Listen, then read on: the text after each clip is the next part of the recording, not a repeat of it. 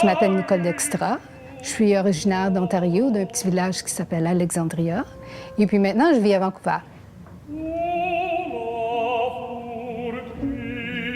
Je suis artiste visuelle et je fais de la sculpture et de la photo.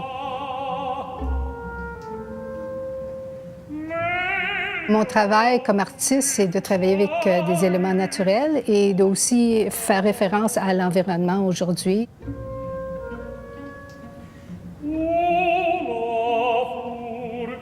Moi, je fais ça parce que c'est un peu le cheminement de mon art, d'avoir passé à travers le costume, le théâtre, la sculpture, la photo. Ça m'a amené à cette place-là.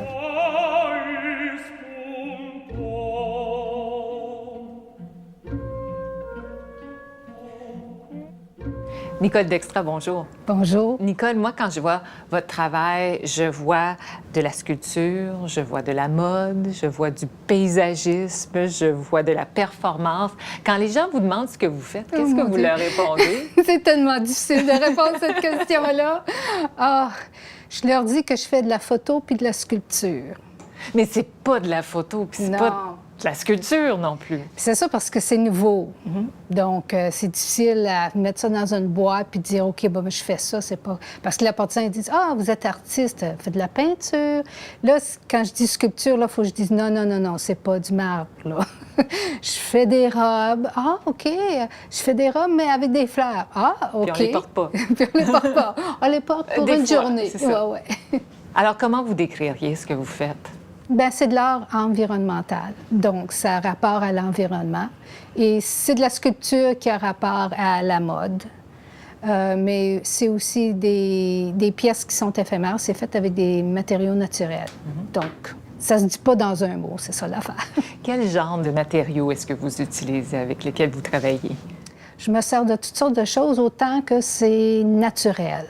Disons que c'est quelque chose qu'on trouve dans la nature. Donc, je me sers de feuilles, d'écorces, de branches. L'hiver, je me sers de la neige, de la glace. Je prends aussi des tissus que je gèle ou que je fonds ou que je fais différentes choses avec. Moi, en quelque part, je vous vois en train de vous promener dans un bois avec un gros panier en osier en train de ramasser des affaires. Comment est-ce que vous vous approvisionnez? Bien, c'est vrai que je fais ça, j'ai un panier, mais il faut dire que des fois, je fais ça tard le soir, puis c'est pas dans la forêt, c'est comme dans mon quartier. C'est vous qui piquez les fleurs des jardins du quartier? Non, je prends pas des fleurs des jardins, mais s'il y a une maison qui est abandonnée, puis il y a une grosse plante pleine de fleurs, bon, ben là, ben oui, tu sais, pas de problème. Mais j'ai beaucoup de choses dans mon jardin aussi. J'ai des choses que je pousse. Donc, l'osier, je le pousse moi-même. Je le fais, c'est ça, je fais la récolte moi-même. Est-ce que vous savez, quand vous dites, bon, ben je vais faire un projet, est-ce que vous savez les matériaux que vous allez utiliser pour faire une robe ou un morceau quelconque? La plupart du temps, le matériel vient en premier. Disons que c'est quelque chose que je vais voir en me promenant. Je vois une genre de feuille. Je dis, ah, wow, c'est intéressant ça. Qu'est-ce que je pourrais faire avec ça? Donc, je l'accueille. Après ça, je vois comment est-ce qu'elle va. Donc, est-ce qu'elle va faner tout de suite? Est-ce que je peux la garder? Elle va-tu changer de couleur? Puis après ça, là, je fais mon design alentour de ça, avec le matériel. Puis avec les années, bien, je viens à connaître les plantes un peu qui poussent ici. Quand vous faites un morceau, bon, moi, j'ai vu beaucoup des robes que vous avez faites, par exemple. Il y a une base à ça? Vous attachez des feuilles et des fleurs à une base? Oui, pour moi, le défi, c'était de faire une robe qui était complètement organique. Ce qui veut dire que c'est différent un peu de ce que les fleuristes feraient, qu'eux autres feraient une base de robe, mais avec, tu sais, des machins en métal, puis du foam, des affaires de même. Moi, c'est tout organique, donc je me sers des matériaux que je peux comme tisser, puis défaire assez pour rentrer comme la tige d'une feuille. Je mets les feuilles ensemble avec des épines. Au lieu des épingles, je me sers des épines. Donc, c'est un peu comme la couture.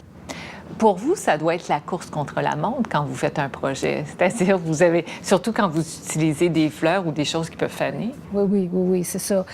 Puis ça a pris bien du temps pour que je m'organise assez pour être capable de le faire sans que la robe fane avant la journée qu'on prenne la photo. Donc, les premières robes que j'ai faites, on ne pouvait pas les porter parce que je ne pouvais pas les enlever du mannequin. C'était trop pesant.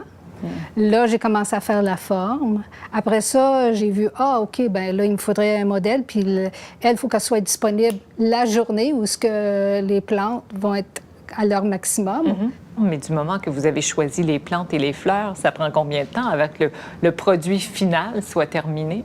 Tout le processus peut prendre à peu près un mois. Parce que il faut que je trouve la plante. Après ça, il faut que je fasse le design. Donc, puis après ça, il faut que je découvre l'histoire derrière la robe, le modèle. Moi, j'aime avoir une histoire qui va avec la personne, à quoi elle pense, d'où elle vient, c'est quoi sa relation avec la nature. Puis après ça, où elle est posée. Donc, si c'est en ville ou si c'est dans la nature. Ça, c'est vos mannequins. Oui. Puis après ça, c'est ça, c'est de trouver le site. Ça, c'est pas toujours évident à Vancouver parce que on n'a pas comme des vieux buildings. Alors, votre œuvre finale, est-ce que c'est la robe ou c'est la photo de la robe dans un environnement quelconque? En général, c'est la photo qui est la dernière chose. C'est la photo, c'est juste ça qui reste. Parce que après ça, la robe, elle va dans le jardin. Puis elle reste là. Puis des fois, je vais continuer à la photographier pendant qu'elle décompose. Pourquoi vous choisissez de faire des vêtements comme ça, des vêtements de feuilles, de fleurs, de matériel biologique? Pourquoi? Je ne sais pas exactement pourquoi. Là, j'ai pas une vraie réponse pour ça, excepté que j'ai grandi dans un magasin. Donc, en Ontario, En Ontario, oui. Ma mère avait un magasin de vêtements. Donc, j'ai grandi là. J'ai aussi travaillé dans une usine à faire de la couture. J'étais toujours intéressée à la couture, à la mode, mais plus sur la marge. J'étais pas comme à la mode. Designer de mode, ça vous aurait pas intéressé, ça? Non. Pas la vraie mode, parce que ça, je trouve que c'est... Moi, je suis plus artiste, donc j'aime la haute couture. Parce que là, c'est vraiment très créatif, qu'est-ce qu'ils font. Mais de faire des vêtements, faut que tu vendes, non, ça m'intéresse pas tellement. Mais après que je suis allée à l'école, j'ai tombé à être costumière en théâtre.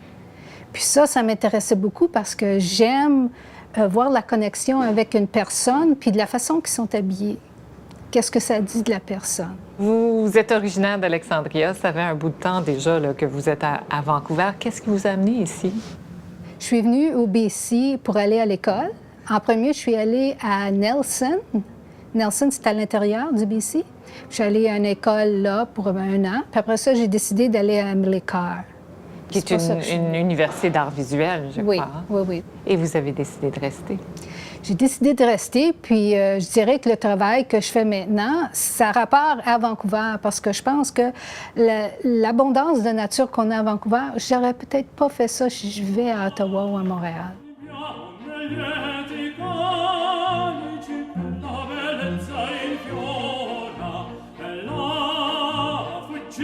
L'île Granville, c'est au centre de la ville, mais c'est pas le downtown, parce que c'est vraiment une île, une petite île. Ça fait à peu près 30 ans que je suis dans mon atelier ici sur l'île Granville. C'est vraiment une place fantastique pour être artiste parce qu'il y a tellement de choses qui sont à la portée. Premièrement, on a des places qui vendent des matériaux d'artistes, juste ici. Il y a aussi des places où ils vendent des tissus. Aussi, il y a le marché où on peut aller chercher toutes sortes de bouffe.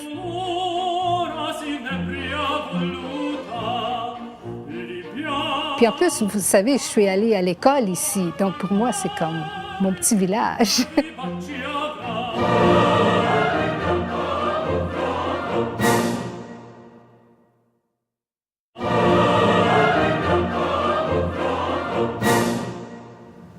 Nicole, vous avez beaucoup fait parler de vous il y a quelques années pour une série de robes que vous avez confectionnées, une série qui s'appelait Weed Robes à l'époque. Quel était le but de cette série-là?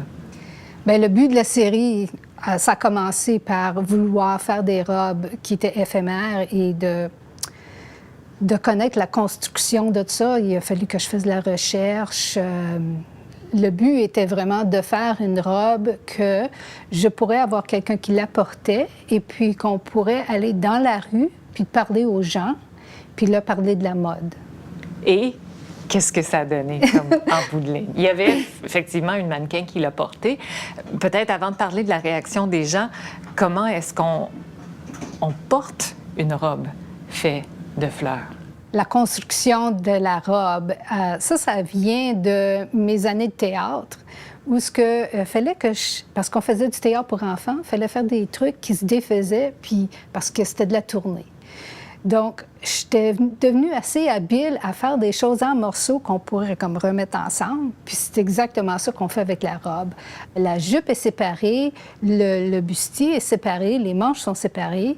J'amène tout ça en morceaux, puis là, on arrive en le site ou en place, puis là, j'attache tout. Et donc, la mannequin se promenait un peu partout dans les rues. Quelle a été la réaction des gens? Ça doit être spécial, en fait, de voir quelqu'un se promener avec une belle robe en fleurs. Oui. Bien, on est allé sur la rue Robson parce que la rue Robson à Vancouver, c'est notre rue de mode. On a commencé de la galerie d'art de Vancouver, puis on a traversé toute la rue Robson d'un côté, puis après ça de l'autre. Puis là, on avait des foules de gens qui autour de nous, mais on avait une façon, parce qu'on voulait parler avec les gens à propos de la mode, puis de leur demander, bon, ben, tu sais, votre linge, ça vient de où? C'était la question que le mannequin demandait aux gens. Puis là, les gens ne savaient pas. Je disais, ah, ton chandail est bien beau, ça vient de où? C'est fait d'où, ça? Ah, ben, on regarde l'étiquette.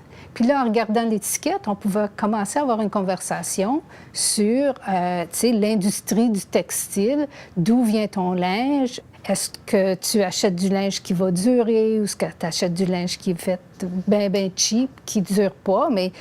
Donc, on a eu toutes sortes de conversations avec des gens. On a eu aussi juste bien du monde qui devait prendre une photo. Mais ça fait partie de se promener avec une robe faite en fleurs, c'est ça. Et les gens, comment est-ce qu'ils ont réagi? Qu'est-ce qu'ils ont? Est-ce qu'ils savaient d'où étaient faits leurs vêtements? Est-ce que les gens sont conscients de cette industrie du textile? On a eu tout un mélange. C'était très, très intéressant. On a eu des gens qui disaient « Ah oui, moi j'achète juste du linge organique. » Ou on avait d'autres, comme un jeune gars qui disait « Ah ben moi, là, T-shirt, je l'achète le plus cheap possible. Je m'en fous d'où ça vient, blablabla. » tu sais. Puis lui, c'était ça qu'il croyait, puis il défendait ça. Puis après ça, on avait d'autres gens qui n'y avaient pas pensé. On a eu bien des gens qui n'y avaient pas pensé. Puis ça leur faisait penser. Puis je trouvais que c'était une bonne façon d'engager les gens à une conversation, sans leur faire peur, sans se tenir debout puis de leur prêcher quelque chose. D'où vient votre inspiration pour vos morceaux? Surtout la haute couture, c'est ça qui m'inspire.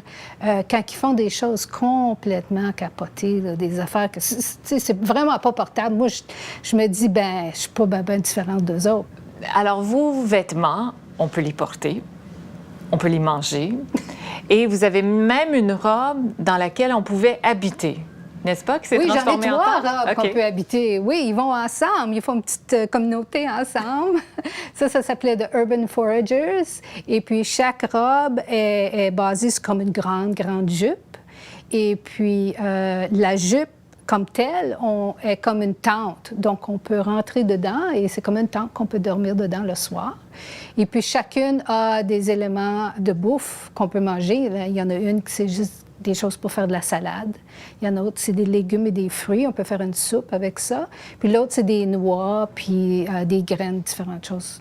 Donc, avec les 3, on peut faire un mets complet. Où est-ce que vous vous situez par rapport à l'environnement? Pour moi, c'est important d'avoir quelque chose dans lequel on peut embarquer, au lieu d'avoir quelque chose qui est complètement négatif. Parce que je dirais que le mouvement de l'environnement, en premier, il y avait beaucoup de peur. C'était les baleines, c'était ci, c'était ça. On dirait que c'était une chose après l'autre. Puis c'était, oh my God, le monde se sentait comme, je peux rien faire, je peux rien manger, je peux pas aller nulle part. Puis il faut être plus créatif que ça. Puis comme être humain, on est créatif, on peut trouver des solutions. Donc moi, je vois mon art comme une façon d'embarquer et puis qui vont faire penser les gens à peut-être trouver des solutions. Je suis en train de faire un manteau pour un homme qui est tissé avec de l'écorce. L'écorce vient de l'osier. J'ai enlevé l'écorce au printemps. Ça a séché et puis là, je suis prête à le tisser ensemble. Le design, c'est un peu genre steampunk, qui a comme un peu d'éléments anciens, victoriens. Je suis pas complètement certaine encore. Des fois, j'aime que le design va évoluer. Je fais un peu comme la couture. Je fais un patron et puis pour ça, je prends des morceaux de patron puis je fais des morceaux à la fois parce que c'est trop difficile de travailler tout dans un grand morceau parce que faut que l'écorce soit toujours trempe ou humide pendant qu'on travaille parce qu'une fois que ça sèche, c'est moins flexible. Donc, qu'est-ce que je fais avec ceux-là, c'est que après que j'ai fini un panneau, je le mets dans de l'eau puis de la glycérine. Puis la glycérine aide à garder la flexibilité et puis qui va aussi durer plus longtemps.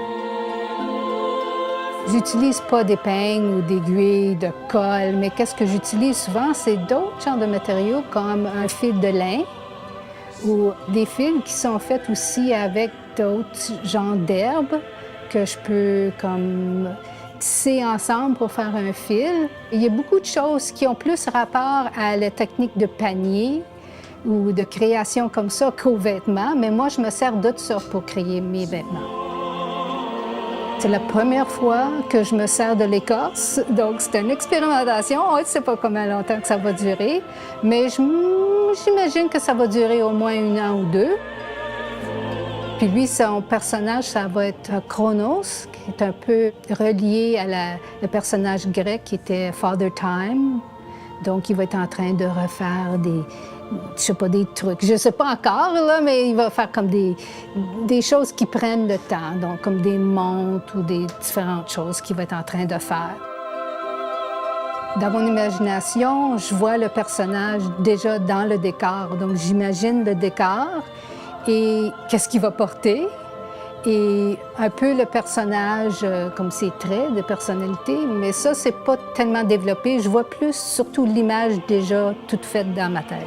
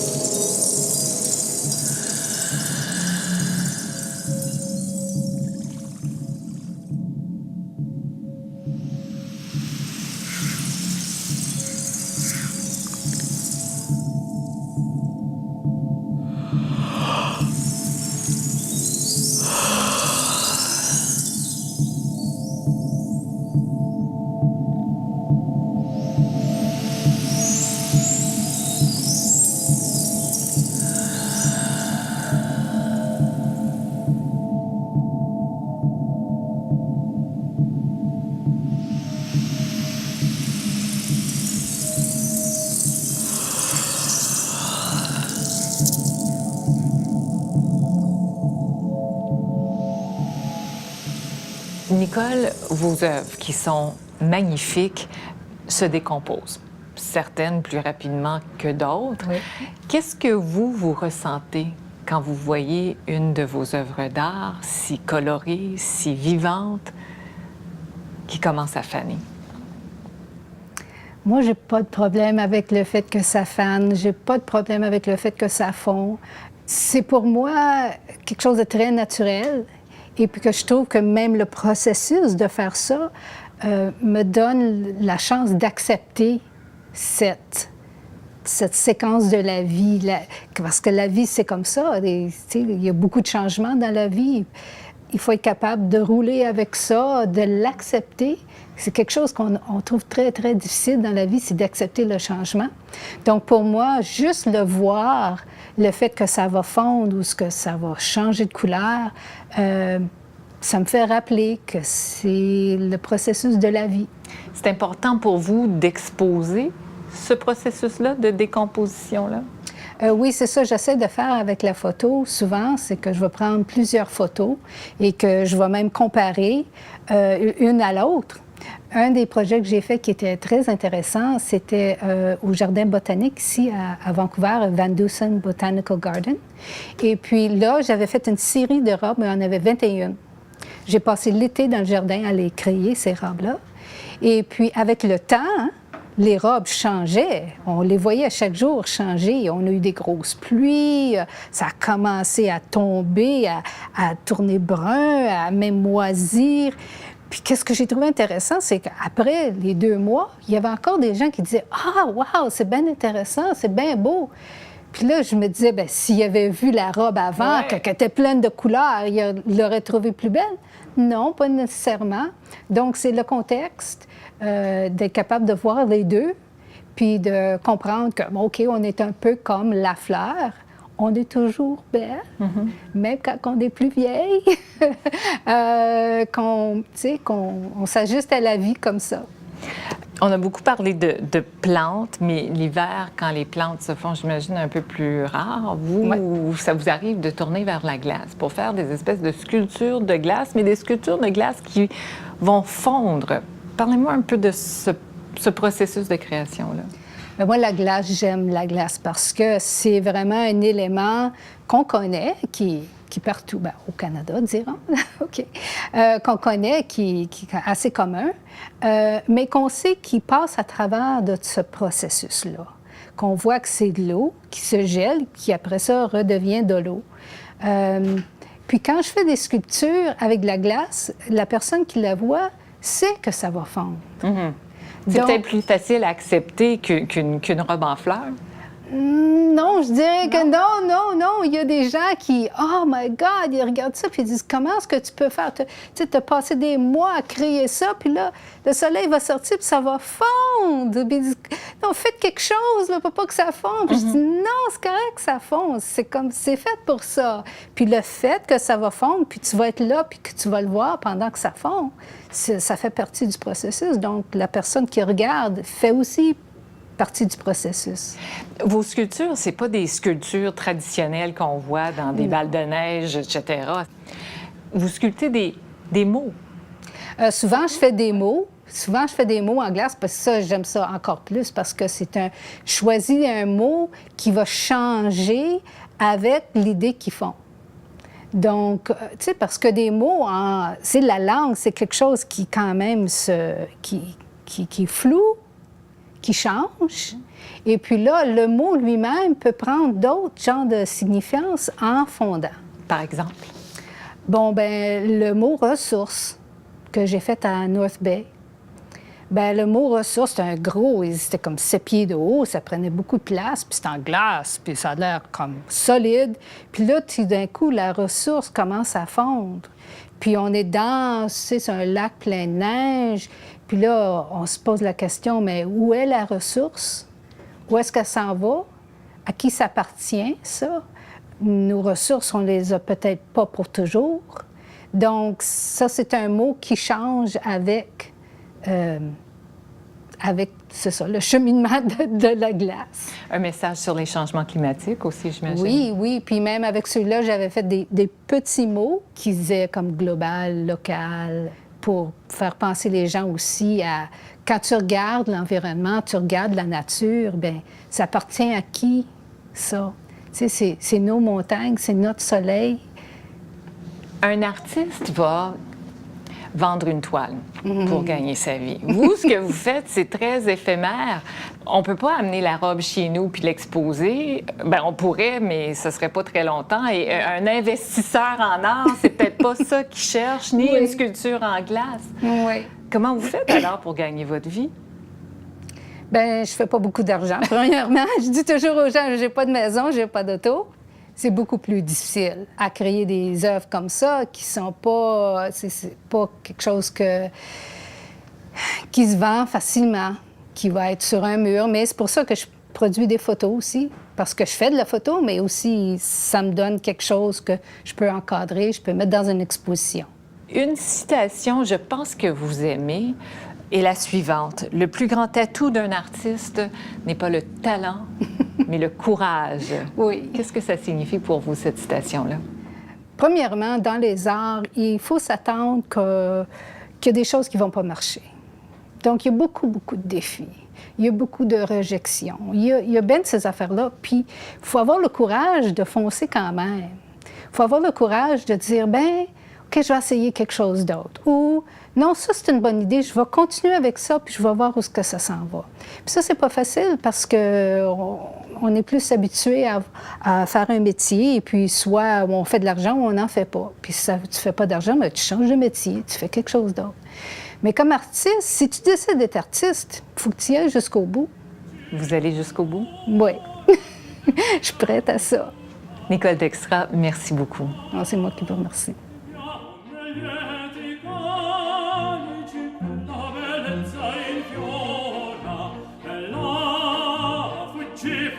Fuggifol,